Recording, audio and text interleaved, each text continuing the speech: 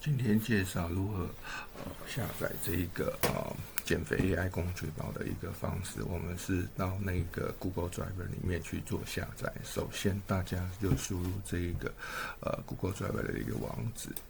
好，输入完之后呢，我们就会看到这一个减肥 AI 的一个压缩档。好，那基本上因为这档案太大，所以嘞，在预览的时候嘞，产生就发生用不用管它。那这里有一个下载的一个icon 部分，这有点下载，我们就点开这一个部分。点开，因为这个减肥 AI 工具包嘞，它的一个压缩档嘞，档案有140MB，档案比较大，那就我们就直接来下载它。那下载之后呢，我们就做存档的动作。如果假设存档完成之后呢，这里就有一个减肥 AI 工具包，我们就去做解压缩的一个动作。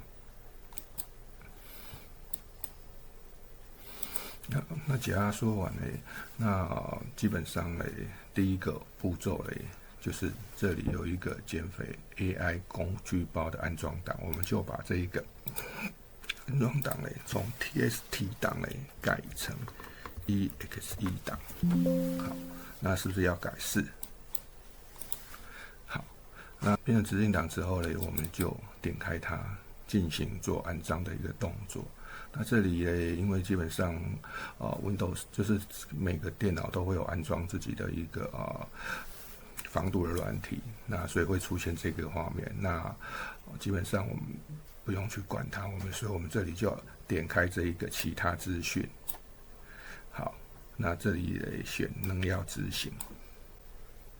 好，那这里就有一些 license 的一个安装的一个过程。好，那我们就选上面这一个。